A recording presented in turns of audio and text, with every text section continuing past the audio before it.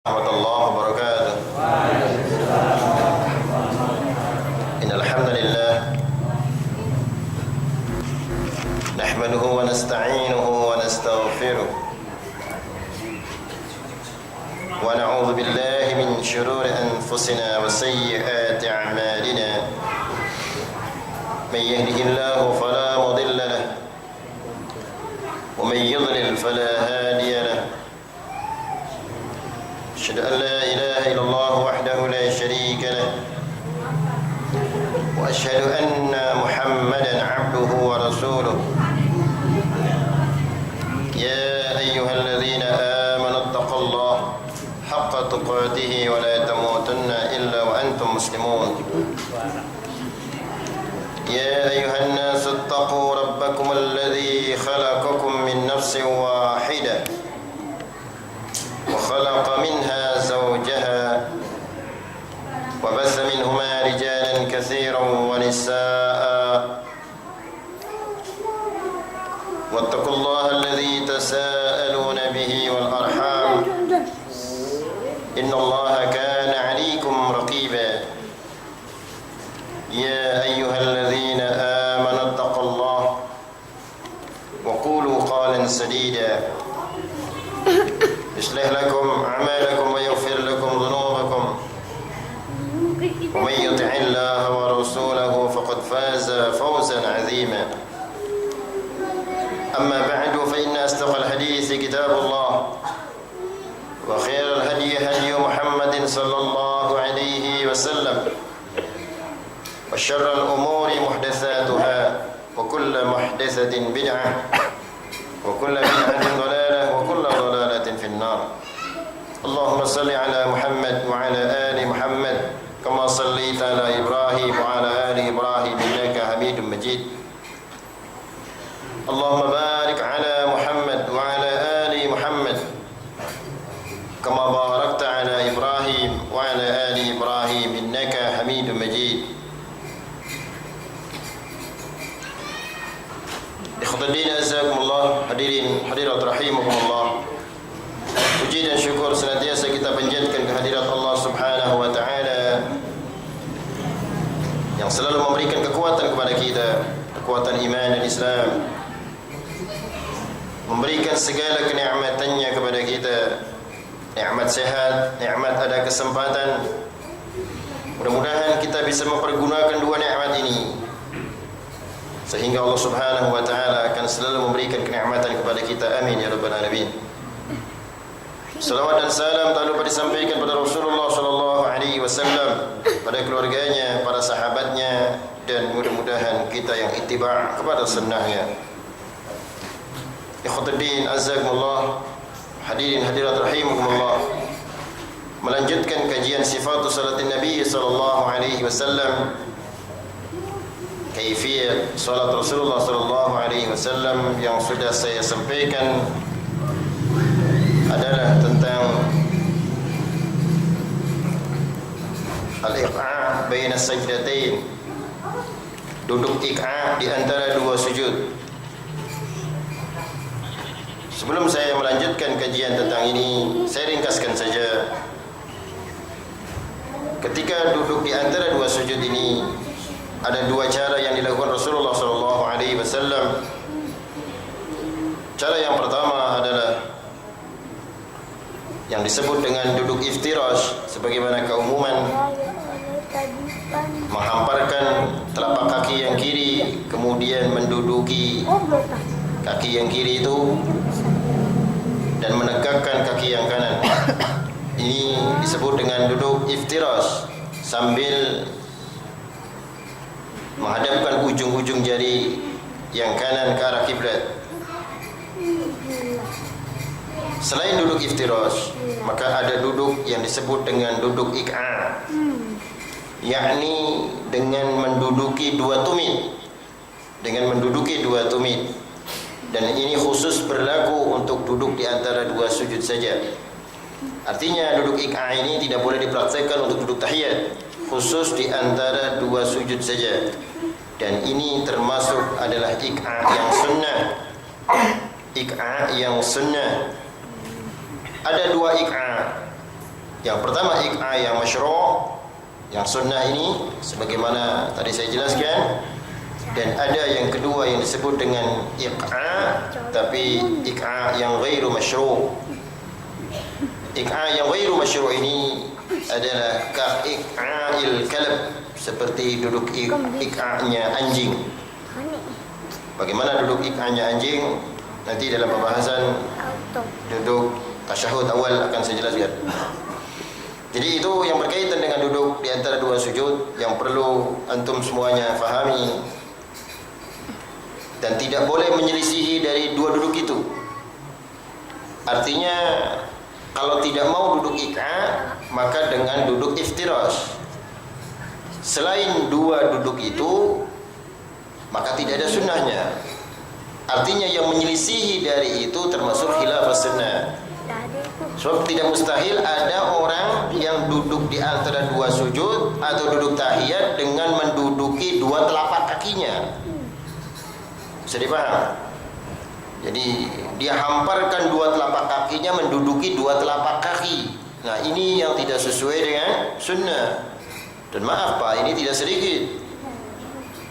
Alasannya ya sudah sholat mah dari dulu begini. Nah, ini makanya harus dipelajari sholat ini supaya kita ini jangan sampai keliru dalam melaksanakannya.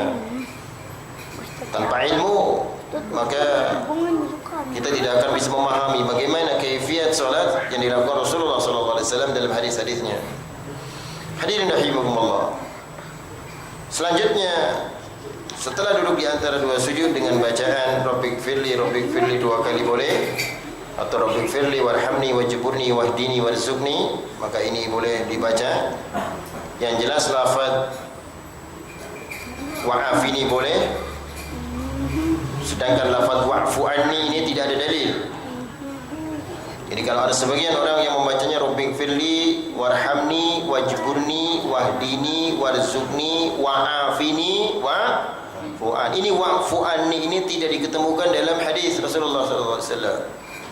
Jadi kalau antum mau baca Rabbik firli warhamni wajburni wahdini warzuqni boleh, atau Rabbik firli dua kali, atau Rabbik firli warhamni wajburni warfa'ni wahdini wa'afini. Tidak usah ada kata-kata wa'fu anni.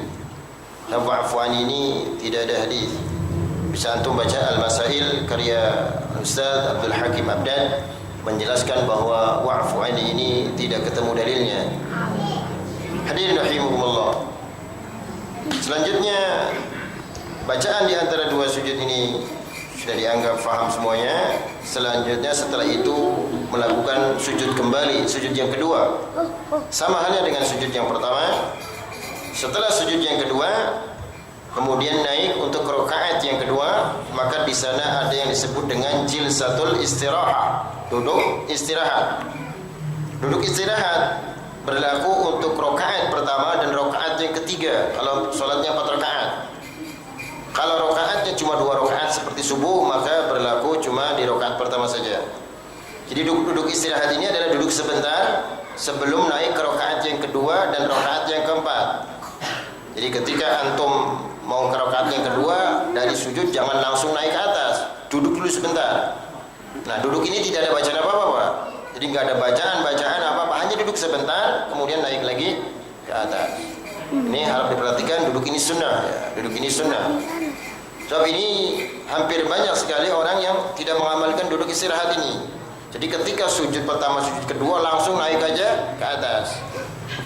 Bisa dipaham Pak? Kalau tidak bisa dipaham, nanti saya jelaskan dan saya praktekkan sekalian dengan duduk tasyahud. Hadirin rahimakumullah.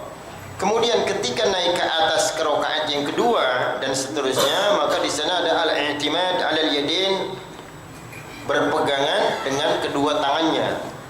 Masalah naik ke rakaat yang kedua, ke rakaat ketiga dan seterusnya, ini ada dua pendapat yang saya katakan dulu.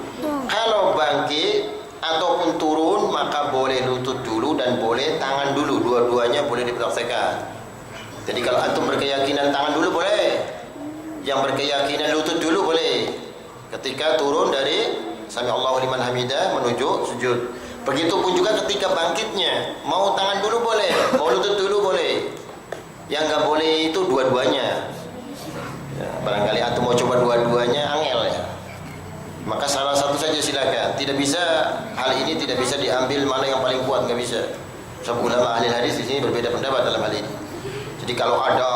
orang bangkitnya pakai tangan dulu boleh, atau bangkitnya pakai lutut dulu boleh. Nanti saya praktekkan kalau masih ada yang belum paham. Hadirin rahimakumullah. Kemudian di dalam bangkit ke rakaat berikutnya ini, di sana ada yang disebut dengan ya'jin fis shalah. Wa kana sallallahu alaihi wasallam ya'jinu fis shalah ya'tamidu ala yadayhi idza qama. Rasulullah sallallahu alaihi wasallam apabila bangkit dari sujud menuju berdirinya, maka Rasulullah berpegangan dengan kedua tangannya. Sementara makna ya'jin ini di dalam beberapa kamus dikatakan yakni dengan mengepalkan. Jadi mengepalkan jari-jari tangannya. Nah, ini artinya hal ini sunnah, Pak. Jadi kalau ada orang sholat kemudian bangkitnya dia begitu, jangan dikatakan sholat apa-apaan, ngapel-ngapel mungkin gitu. Ini sunnah, Pak. Kalau kuat, terutama buat orang-orang tua yang mungkin fisiknya beda, ya nggak mampu, ya sudah naruh tangan saja. Yang penting bangkitnya dengan bertelekan pada tangan boleh, bertekan pada tangan boleh, atau dengan mengepalkan kedua tangannya. Inilah hadirin, artinya ini pernah dipraktikkan Rasulullah SAW. Wa kana sallallahu alaihi wasallam idza nahadha fi rak'ati tsaniyah istaftaha bilhamdilillahi rabbil alamin. Rasulullah sallallahu alaihi wasallam apabila bangkit untuk rakaat yang kedua, maka Rasulullah membukanya langsung dengan bilhamdilillahi rabbil alamin, alhamdulillahi rabbil alamin. Dari sini bisa dipahami tidak adanya lafaz basmalah. Tapi ini masih khilaf, berbeda pendapat ini. Boleh basmalah tetap dibaca. Kesimpulannya sebagaimana dahulu saya jelaskan, ta'awud dan basmalah ini dibacanya dengan pelan. Lebih banyak dibaca Rasulullah ini ta'awud dengan basmalah ini dengan pelan. Sewaktu-waktu basmalah dikeraskan boleh. Bisa dipaham ya? Sewaktu-waktu basmalahnya dikeraskan boleh. Tapi lebih banyak dibaca Rasulullah ta'awud dan basmalah ini dengan sirri, dengan pelan. Tapi jangan nanti disalahkan kalau orang sholatnya nggak baca basmalah, enggak sah sholatnya nggak pakai bismillah. Ini biasanya suka terjadi demikian, sampai karena nggak sahnya nggak mau berjamaah. Saya nggak mau berjamaah di situ nggak pakai bismillah. Ada apa? Ini maksudnya nggak ngerti nih, maksudnya nggak pakai bismillah bagaimana? Kita masih tetap baca bismillah kan? Kalau nggak baca bismillah bagaimana? Tetap kita masih baca bismillah, cuma bismillahnya tidak dikeraskan. Kalau dulu Pak, waktu zaman kita kajian masih awal-awal sampai ada yang keras sampai kayak gitu. Sampai dia menyatakan gak sah sholat pakai baca basmalah. Sampai imam-imamnya nih khutbah di mimbar-mimbar, basmalah ini termasuk, waduh sudah bantahnya hebat sekali. Sampai kitanya bingung. Kita mau menjelaskannya kayak dari wis enak meneng bae wis adem. Ya kalau kita yang ngomong kan ribut. Nah ini Pak, makanya antum harus lebih paham dakwah ini. Artinya dakwah ini bukan hanya tugas ustaz saja, semua dakwah. Ketika lahan dakwah yang kita hadapi lebih banyak mudaratnya, lebih banyak diam wis. Kita mau ngomong, wah ini kayak ribut Pak, ngomong wis menang belah, rokakan bae wis enak rokakan. Iya, daripada ngomong nasihati jogrek, ya. Ya mau mana pengen dinasihat, iki salah tak nasihat gua. Kalau mau dinasihati ki jogrek, ya wis menang belah wis, percuma. Kadang-kadang kan gatel, salah ini gatel cangkem. Nah, awas hati-hati gini Pak, ya. Suka gatel cangkem enggak? Barang salah ki. Tapi harus lihat-lihat kondisi dan situasi. Rasulullah sallallahu alaihi wasallam menghadapi masalah itu bermacam-macam, kadang keras, kadang pelan, kadang lembut, kadang keras. Sama halnya Khalifah Umar bin Khattab. Ya, Rasulullah sallallahu alaihi wasallam pernah saya ceritakan bagaimana Rasulullah ketika menghadapi Yahudi. Ketika menghadapi Yahudi, begitu pun juga Rasulullah SAW ketika menghadapi orang Arab Badui. Orang Arab pegunungan datang dari pegunungan Pak, dari Badui itu dari pegunungan, datang masuk masjid, kencing di masjid. Nah kalau antum menghadapi orang kencing bagaimana? Langsung, nah, ya kan? Tapi Rasulullah, diam, biarin saja. Masya Allah ya. Ya tapi orang Arab Badui pegunungan, ngerti alif bata, wallahu alam. Ya. Kencing dalam masjid, kata Rasulullah, biarkan, selesaikan, biarkan. Benar kata Rasulullah, coba kalau begitu lagi kencing ya dimarahi kemana-mana najisnya kan? Oh, nggak bisa. Nah, iya kan? Tapi Rasulullah masya Allah bil hikmah, biarkan saja sampai selesai. Begitu selesai fulan sini. Innal masjid la tasluhu lihada. Ini masjid nggak boleh untuk begini. Ini masjid tempat ibadah. Masa antum kencingnya di masjid? Oh iya, baru ngerti orang Arab Badui. Ya maklum pegunungan Pak. Ya mungkin bapak ketemu baru wong sing sawah-sawah si pedalaman tekan Masjid Asunang sini, ya mungkin ya. Ya wis namanya orang pedalaman kan. Ya itu mungkin begitu. Tapi ada Rasulullah bagaimana saat Rasulullah keras, bagaimana saat Rasulullah lembut. Jadi ada tempat-tempatnya. Makanya antum itulah keberhasilan dakwah Rasulullah sampai kayak gitu ya. 23 tahun dakwah Rasulullah itu. Ini kadang-kadang tergesa-gesa kita ini. Belum apa-apa pengennya orang masuk kita semua. Belum apa-apa kira-kira mereka harus didakwai. Enggak boleh Pak, ada tahapannya. 23 tahun waktu yang lama. Artinya jangan sampai tergesa-gesa. Sampai Rasulullah SAW sempat menyampaikan, walakinnakum qaumun tasta'jilun. Mereka ini adalah kaum yang tergesa-gesa, terburu-buru. Maka dakwah Rasulullah sedemikian lembutnya. Jadi ada tahapan di mana dia harus keras dan di mana dia harus lembut. Suatu hari Rasulullah SAW bertemu dengan dua orang yang berjalan. Dua orang yang berjalan ini Rasulullah lihat di tangannya ada cincinnya yang terbuat dari emas. Cincinnya terbuat dari emas. Rasulullah nggak pakai permisi lagi, itu tangannya langsung dipegang, disobot, dicabut, cincinnya dibuang. Nah, harus di mana mene, poton mana warna, iya, dicabut langsung dibuang, Pak. Rasulullahnya pergi, orang permisi mani, kamu jadi mungkin apa? Ayo, nah apa? Delok ya, ya beli beda pil, bangkit balik terbaik, delok tuh mencukup. Langsung diambil dibuang Pak. Rasulullah jalan. Masya Allah kan. Kata Rasulullah, ya'tamidu alaikum ala jamrah. Salah seorang di antara kalian mau menjeburkan dirinya ke api neraka. Langsung dicabut dibuang. Rasulullahnya pergi, ini dua orang, yang satunya ngomong, itu emas. Nah, masa emas dibuang? Namun jadi ombak, nah ya harus dibuat kantongi. Ya mana emas sudah tak? Kata sahabat tadi yang dibuang cincinnya, la akhuduhu qad tarahahu Rasulullah SAW. Aku tidak akan mengambilnya sesuatu yang sudah dibuang oleh Rasulullah. Masya Allah. Aku tidak akan mengambilnya sesuatu yang sudah dibuang oleh Rasulullah SAW. Emas Pak, bernilai. Ya, bernilai enggak emas? Bernilai. Gimana rumah ada gambar hal-hal sing diharamakan, lamun digong memang tuh kerong juta ya. Nah, ya boleh. Iya enter. Dibuang beli tindakan uang dosa. Ya wis taruh di rumah. Nah, ini insyaallah artinya dalam hal-hal yang maksiat ada tahapan bagaimana kita harus mendakwah. Kita kembali. Jadi ini yang pernah disampaikan Rasulullah SAW. Kita lanjutkan. Kemudian setelah membaca hamdalah, maka di sana tetap ada kewajiban suratul Fatihah tetap dibaca setiap rakaat. Selain suratul Fatihah, maka ada satu surah lagi dalam Al-Quran.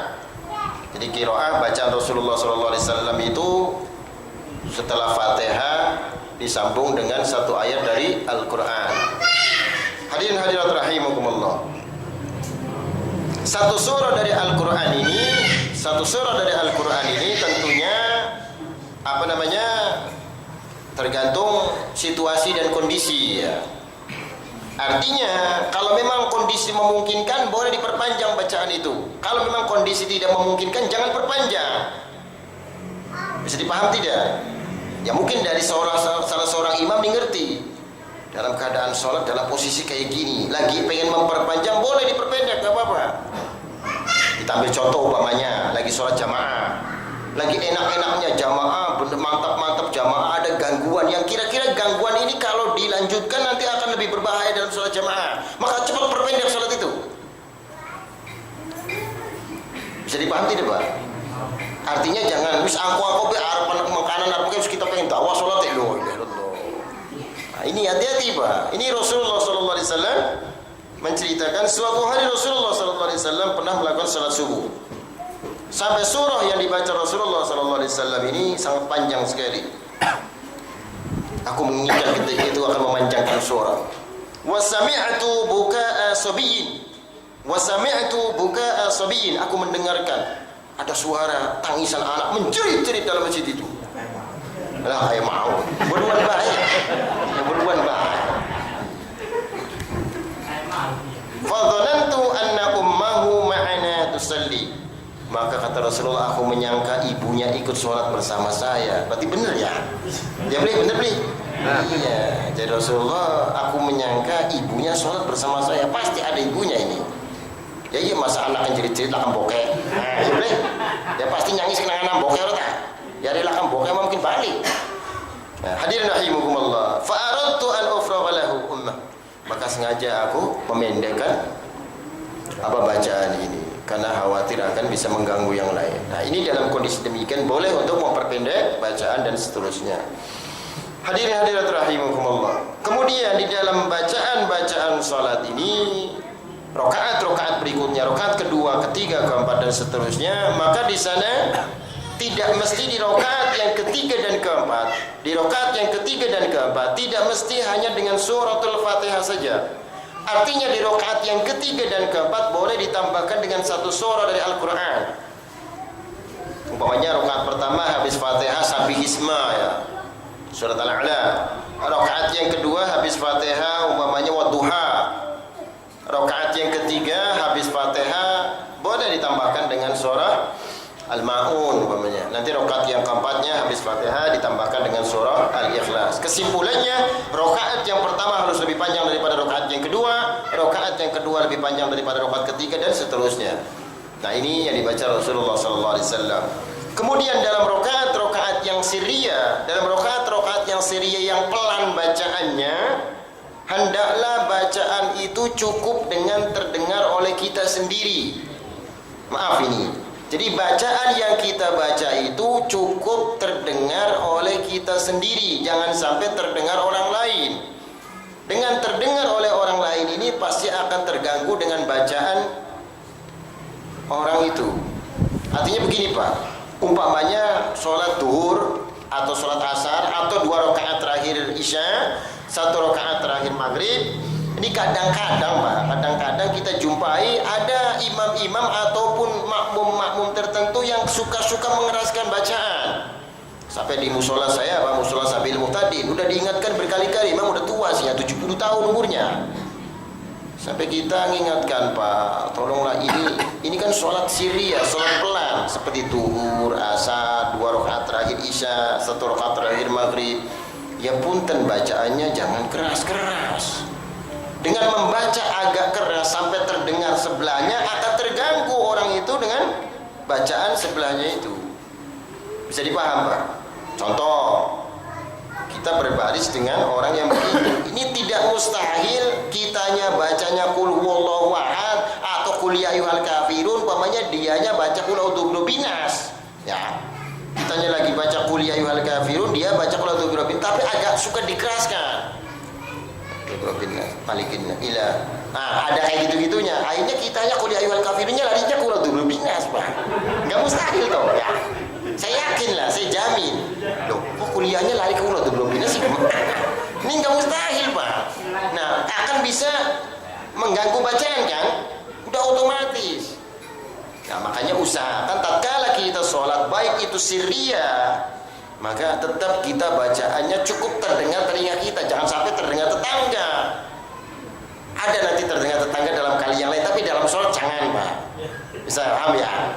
Nah, nanti dalam kali yang lain boleh terdengar tetangga. Ya, tapi untuk sholat usahakan cukup terdengar oleh kita saja. Dijelaskan dalam satu hadis, suatu hari Rasulullah SAW melakukan sholat duhur. Ini yang dikerjakan sholat duhur, berarti sholat sirriyah kan? Sholat duhur itu sholat yang bacanya pelan. Wadzalika hina sholat duhur bi ashabi. Maka suatu hari Rasulullah melaksanakan sholat duhur berjamaah dengan sahabatnya. Faqala ayyukum qara'a sabbihisma rabbikal a'la. Faqala rajulun ana ya Rasulullah wa lam urid biha illa lil khair. Ketika selesai sholat, lagi habis sholat duhur, selesai sholat, Rasulullah nanya, siapa sih tadi yang baca sabbihisma? Yang baca sabbihisma rabbikal a'la siapa? Kata sahabat, ana ya Rasulullah, walam yurid walam arid biha illa lil khair. Aku tidak menghendaki terkecuali kebaikan saja ya Rasulullah. Jadi sengaja aku baca Safi Isma ini karena menginginkan kebaikan. Kata Rasulullah SAW, faqala qad araftu anna rajulan khalajaniha. Sungguh aku mengetahui ada seseorang yang mengganggu salatku. Sungguh aku mengetahui ada seseorang yang telah mengganggu salatku. Bisa dipaham? Wa fi haditsin akhar wa kanu yaqra'una khalfan nabi fayajharuna bi. Dalam riwayat yang lain Rasulullah SAW mendengarkan ketika sholat ada sahabat-sahabatnya sampai agak mengeras-ngeraskan bacaan dalam sholat yang pelan. Kata Rasulullah SAW setelah selesai sholat, Rasulullah mengucapkan khalattum alayyal Qur'an, khalattum alayyal Qur'an. Kalian telah mengganggu aku dengan bacaan Quran.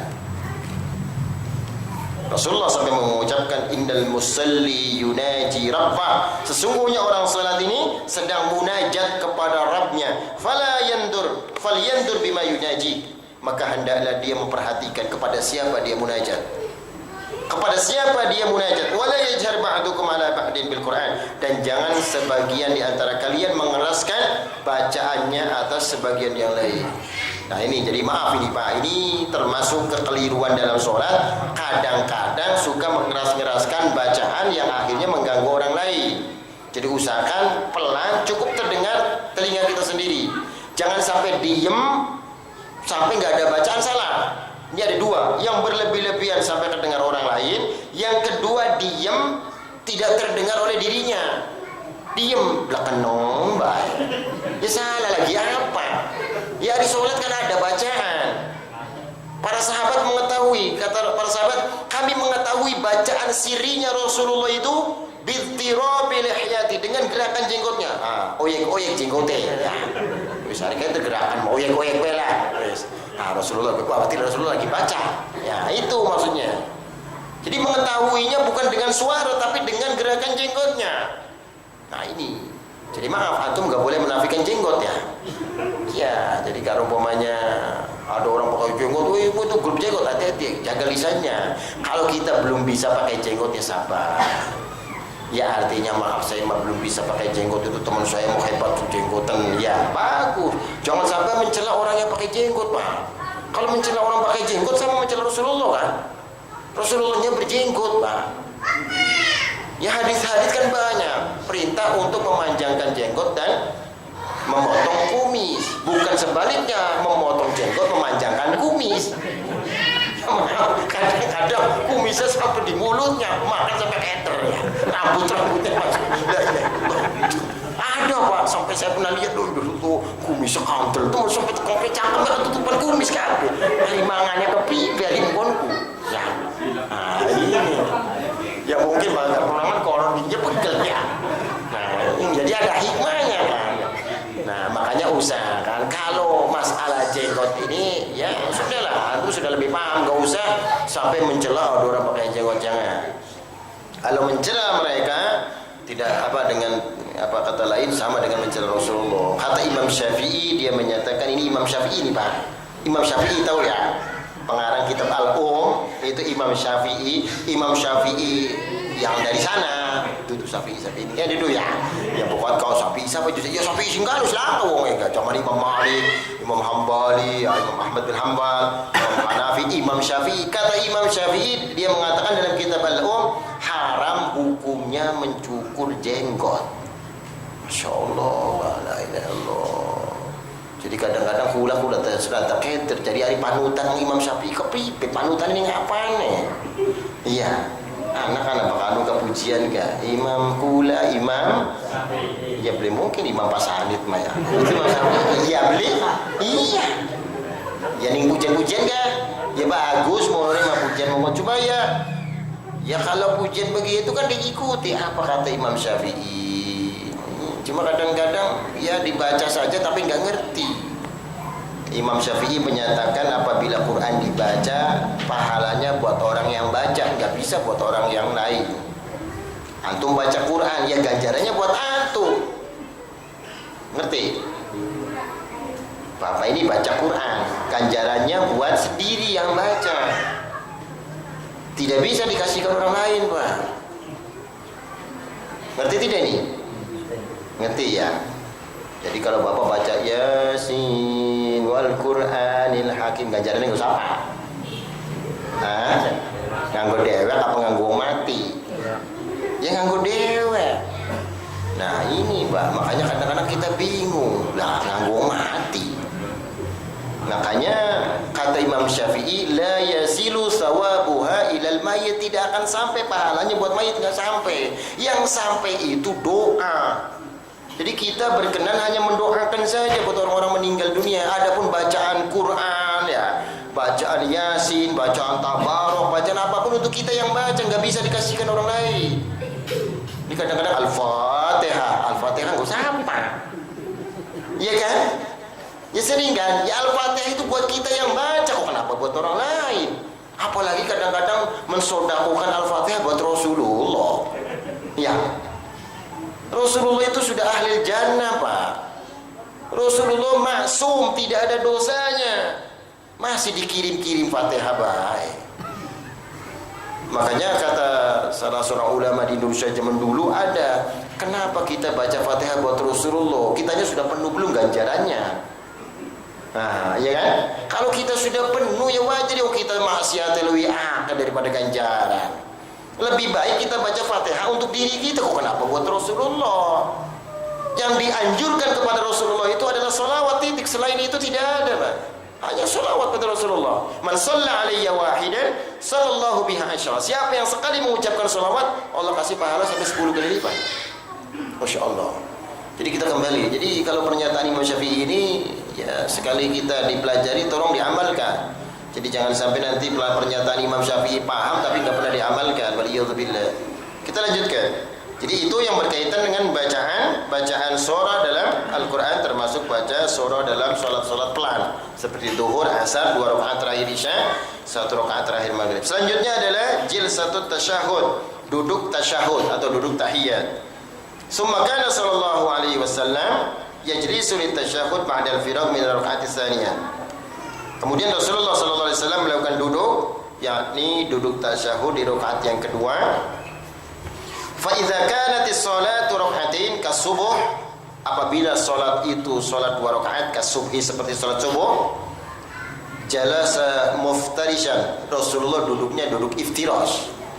Jadi kalau sholatnya sholat yang rakaatain, yang 2 rakaat seperti subuh, Jumat, sholat Id, sholat sunnah, maka duduknya adalah dengan duduk iftirash, menghamparkan kaki yang kiri, menegakkan kaki yang kanan dan menduduki kaki yang kiri.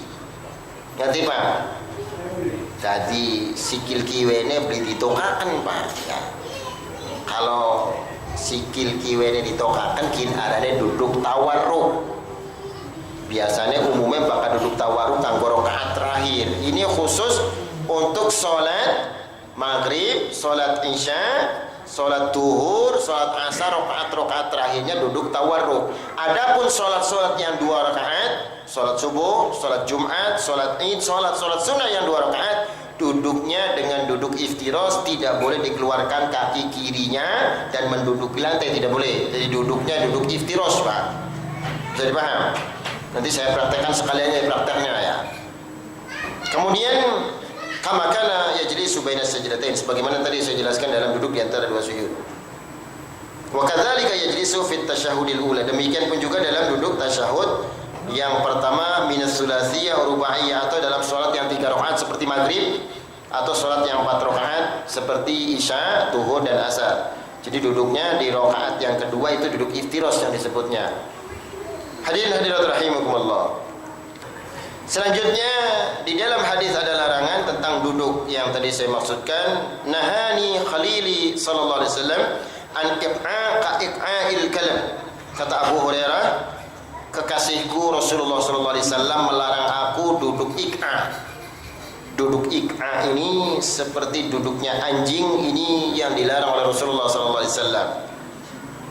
Maksudnya di sini dijelaskan wa huwa ay yalziqa ar-rajul al-yaday bil ardi wa yansibu saqai wa yada'u yadayhi bil ardi kama ya'il kalam. Yakni seseorang menduduki lantai, dua pahanya dia duduk di lantai, kemudian menegakkan dua betisnya, dan meletakkan kedua tangannya di lantai. Ini yang disebut dengan duduk ika yang seperti anjing. Bisa dipahami tidak? Saya contohkan, kalau ika yang sunnah adalah dengan menduduki dua tumit. Ini yang sunnah, Pak. Ini yang tadi duduk di atas dua sujud, atau duduk iftirosh ini. Bisa dipaham? Yang tidak boleh seperti tadi saya katakan menduduki dua telapak kaki. Ini adanya yang begini. Nah ini kadang-kadang menduduki dua telapak kaki ini nggak ada dalil. Nah ini termasuk yang begini boleh, yang tidak boleh itu dengan menduduki di lantai ini. Tuh, menduduki di lantai ya. Menegakkan dua betis dan bersandar dengan tangan. Ini yang dimaksud dengan anjing. Bisa dipaham ya? Jadi anjing itu seperti tadi, pantatnya di lantai, betisnya ditegakkan, dua betisnya, tangannya di sini. Nah ini yang disebut dengan anjing. Ini yang nggak boleh. Makanya kata Rasulullah, jangan sampai sholat menyerupai binatang. Dulu saya pernah menjelaskan, nggak usah saya ulangi lagi, bosan ya. Ya termasuk kalbi ini kan. Saya lanjutkan. Dalam duduk tasyahud ini, wa kana idza qa'ada fi tasyahud wada'a kaffahu al-yumna ala fakhidhihi aw rukbatihi al-yumna. Dalam duduk tasyahud ini Rasulullah meletakkan telapak tangan yang kanannya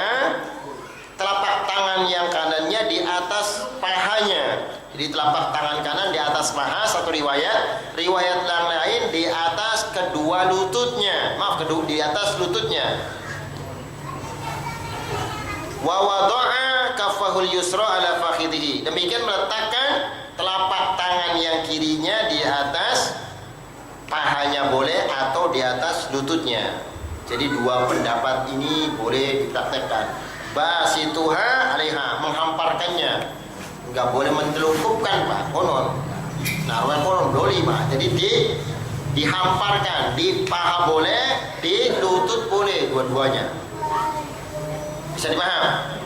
Kemudian saya lanjutkan. Di dalam duduk tasyahud ini, wa kana sallallahu alaihi wasallam yabsatu kaffahul yusra ala rukbatihil yusra, menghamparkan telapak tangannya yang kiri di atas lututnya yang kiri, wa yaqbidu, dan menggenggam asabi'i kaffihil yumna kullaha, menggenggam semua jari-jari tangan kanannya, semua digenggam. Wa yushiru bi isbi'ihi allati talil ibham ila al-qiblah, dan berisyarat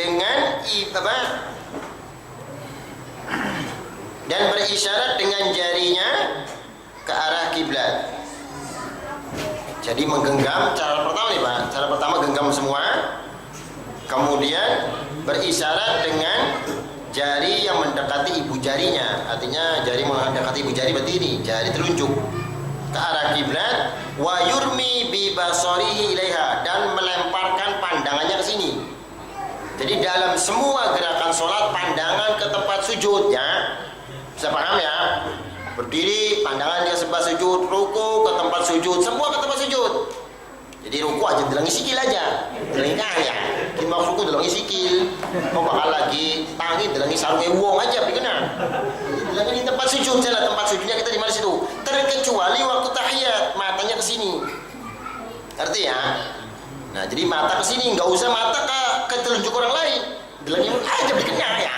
Gimana matanya? Loh, delangi dari wong, pikirnya. Jadi matanya ke telunjuk kita sendiri gitu. Nah, bisa dipaham? Nah, berarti ada, Pak. Dulu saya pernah ketemu dengan seseorang, kita mah enak Pak sholat dari golongan kiri, nah, terganggu sholatnya. Jadi kita Pak Haji terganggu, tapi ya mau kok sholat kono aja sholat, ya sampai aja gelangimu, tidak gede, jadi kita sholat mungkin. Oh, jadi pikir Tapi dari sholatnya sampai ini mukul-mukul tak. Jadi sholatnya delik dia begini. Matanya mulak-malik deh. Anak baik macam-macam ya. Insyaallah Pak sampai kayak gitu tuh. Jadi sekali lagi pandangan mata ini diarahkan ke telunjuk. Ini cara yang pertama menggenggam semua jari, kemudian ini cara pertama. Cara yang kedua, wa kana idza asyara bi isbihi wada'a ibhamahu ala isbihil usta. Cara yang kedua, apabila berisyarat Rasulullah sallallahu alaihi wasallam dengan jarinya, dia meletakkan ibu jarinya di atas jari tengahnya. Ini cara kedua begini, Pak. Meletakkan ibu jarinya di jari tengahnya. Tuh, anak bolongan nih, ya. Ngerti? Kalau cara pertama kan lah bolongannya aku rapat KB. Enggam sih? Cara kedua tuh. Ya, dalam hadis bisa antum lihat dalam Bulughul Maram. Dalam Bulughul Maram membikin angka 53. Ngerti 53? 53 bukan 53 Indonesia, kon 5 bari itu kon tuh. 53 5. Arab kan begitu 5. Ini 5 ini kan bolong, tiganya ini Pak. Tuh. Ngerti ya? Ini ketiga kan begitu. Ya, jadi membikin angka 53. Kemudian wataratan kana yuhalliku biha halqa, dan kadang-kadang Rasulullah membikin lingkaran. Ini maksudnya lingkaran begini. Dibikin lingkaran. Wa kana idza rafa'a, dan apabila Rasulullah sallallahu alaihi wasallam mengangkat jarinya, yuharrikuha, menggerakkannya, yad'u biha, menggerakkannya sambil berdoa dengannya. Nah, ini adalah menggerakkan ini diriwayatkan oleh Imam Abu Dawud, Imam Nasai, Imam Ibnu Khuzaimah, Ibnu Hibban. Ini Masya Allah banyak hadisnya Pak tentang menggerakkan ini. Dan ini adalah hadis yang paling sahih daripada hadis yang tidak menggerakkan. Hadis menggerakkan jari ini adalah hadis yang paling sahih daripada hadis yang tidak menggerakkan. Artinya kalau ada orang yang tidak menggerakkan jari, bisa akan baik. Ya, ojo sirwo gerak, akan baik. Tapi tetap yang paling sahih menggerakkan jari. Kendati pun demikian, jangan menyalahkan orang menggerakkan jari. Sholat kemudian toilet begini lagi apa? Ini kenapa? Ini kenapa kata Rasulullah SAW? Rasulullah itu menggerakkan jari, yuhabikuha, menggerakkan jarinya. Dan kata Syekh Albani pengarang kitab ini, dia menyatakan falyattaqillah, hendaklah bertakwa kepada Allah. Rijalun yaz'umuna anna dzalika 'abasun la yaliqu bis shalah. Hendaklah bertakwa kepada Allah orang yang menganggap bahwa ini main-main dalam salat. Lagi dolanan. Masa dolanan? Yang kita kembali Rasulullah aja dolanan. Makanya kata Syekh Albani, hendaklah bertakwa orang yang ngomong kiki lagi dolan-dolan. Bertakwa ini perintah Rasulullah. Bisa dipaham ya? Jadi kalau gerak-gerak yang dibutuhkan boleh Pak. Yang nggak boleh itu gerak-gerak main-main. Jadi kalau kita lagi sholat gerak main-main, ya batal sholatnya. Tapi kalau gerak dibutuhkan boleh. Maaf, ini ada sebagian pendapat dalam kitab-kitab kuning ya, zaman dulu, Allah, zaman sekarang ada enggak. Ini kalau gerak 3 kali batal. Jadi ada pendapat mereka kalau geraknya 3 kali batal. Jadi umpamanya bapak gatel nih kayaknya kan. Sepisah bayu, pirang-pirang orang apa ya? Kan sepisah bayu ini nempel ke. Bakal mungkin mungkin mau batal jareku. Mesti ganti pendapat mungkin. Jadi ini nggak ada dalilnya, nggak ketemu Pak. Kalau kita dikatakan gerak 3 kali batal, Rasulullah bagaimana ketika sholat? Waktu saya jelaskan, waktu sujud cucunya Hasan Husain naik, pluk begini. Ya kan pernah Rasulullah lagi sujud, Hasan Husain naik ke punggungnya. Nah terus akhirnya nunggu sampai begitu bangkit baru diturunkan. Begitu ini Rasulullah naikkan lagi, kan banyak geraknya. Rasulullah ketika takbir sholat lagi Allahu Akbar, lagi sholat di rumahnya, ketok pintu rumahnya, Aisyah tok. Pintu rumahnya menghadap kiblat. Akhirnya Rasulullah berjalan-jalan, melaku buka lawang, dibuka lawangnya, terus melaku mandi. Gerak beliau melaku apa nyomlot? Ya melakukan gerak ya. Nah ini gerak boleh. Jadi gerak begini boleh, dibolehkan.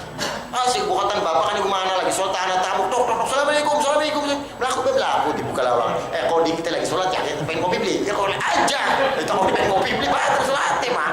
Nah, jadi jalan apa berarti itu mau sholat ya boleh.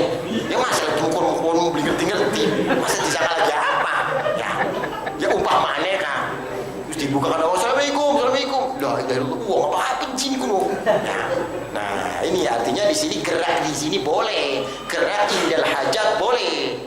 Sampai dalam hadis dikatakan uqtul aswadaini fi shalah, bunuh dua binatang yang hitam dalam sholat.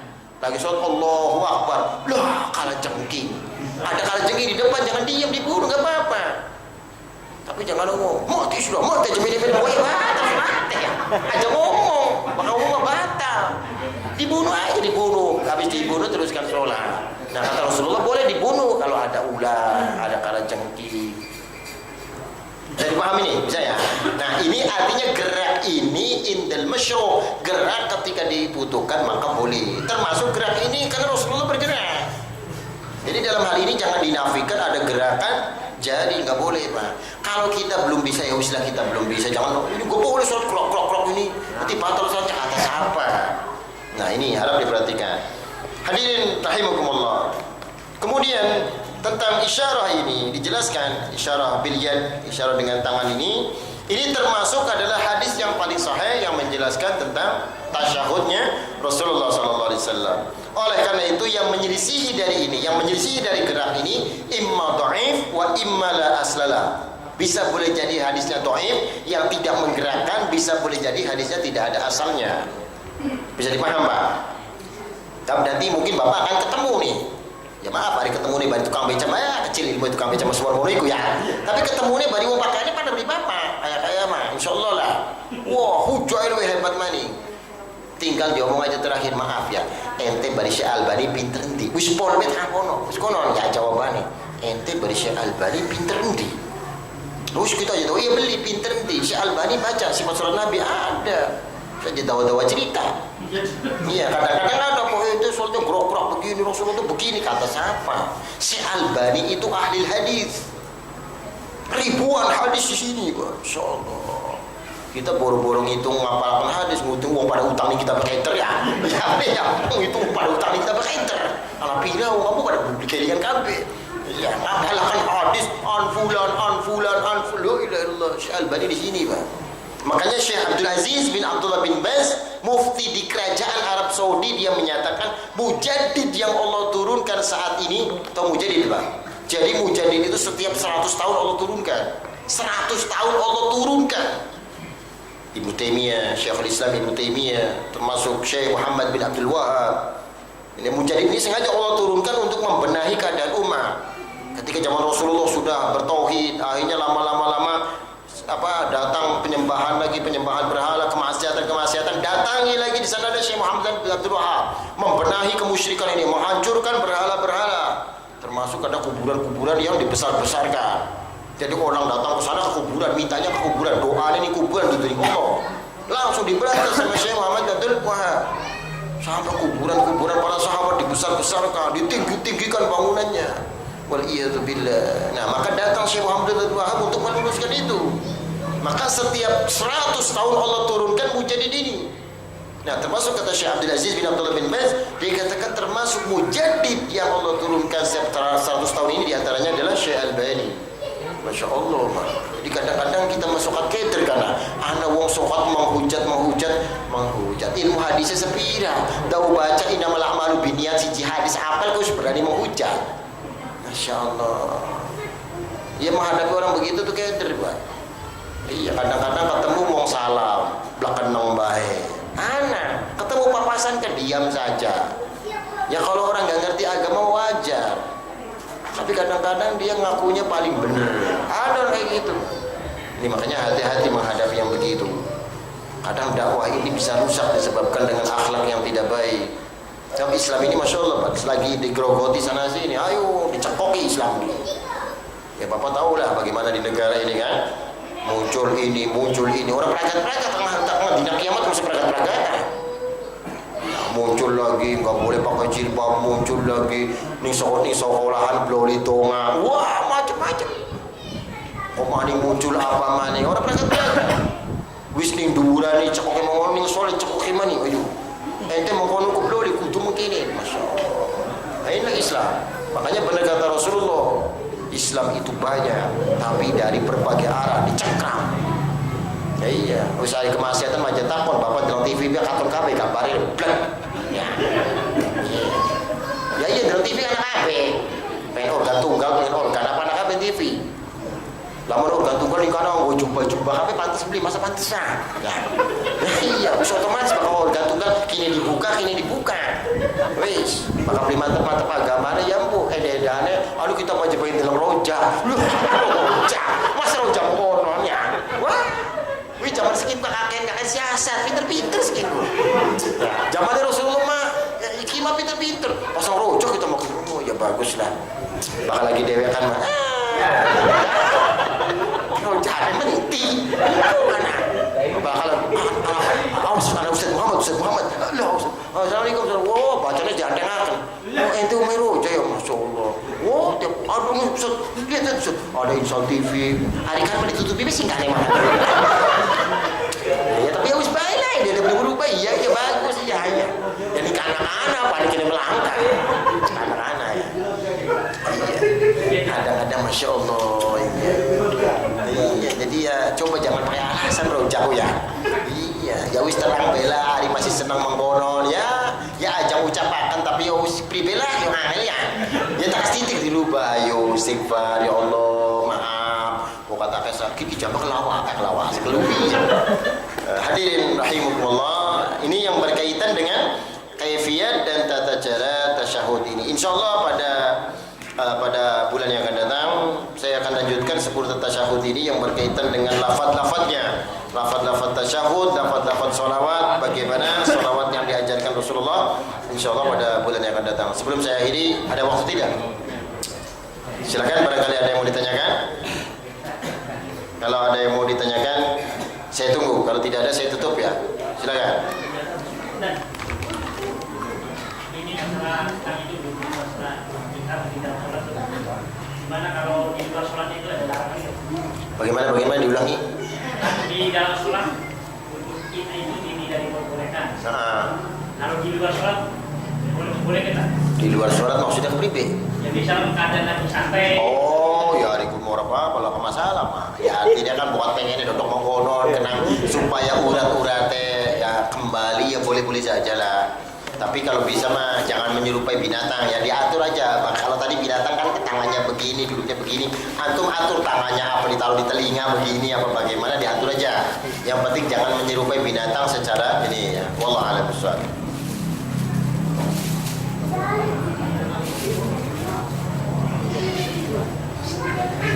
Hadirin rahimakumullah. Ini ada pertanyaan tentang seseorang yang sholat kemudian ada tamu, maka ketika itu boleh dia memendekkan bacaan atau mempercepat bacaan. Selagi memendekkan dan mempercepat ini tidak merusak sholat, boleh ya.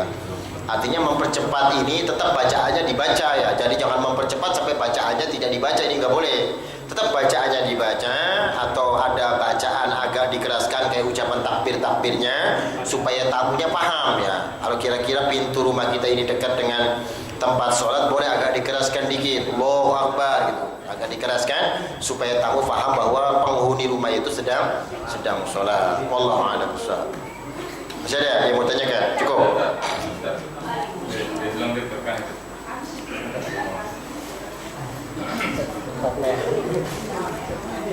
Baik, untuk duduk tahiyat yang sholat witir tadi yang 3 rakaat yang duduknya sekali itu duduknya iftirah sama sama.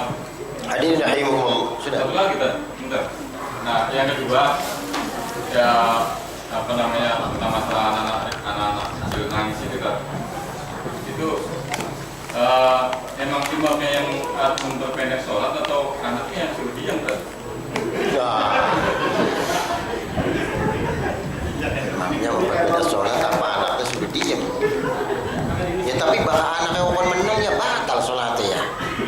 Iya lagi sholat ya, memaneka, bocah nangis, no, ya batal sholatnya. Ini makanya dalam hal ini tetap imam yang memperpendek sholatnya. Artinya kita kepada yang bersangkutan tidak boleh ada kata-kata, berisyarat saja, pakai isyarat. Tapi yang anak mangil ya, isyarat dari anaknya, pasti angel. Apa maksudnya mungkin? Oh, terus kesimpulannya angel ya. Dicanda kupingnya ya nambah ismane. Iya.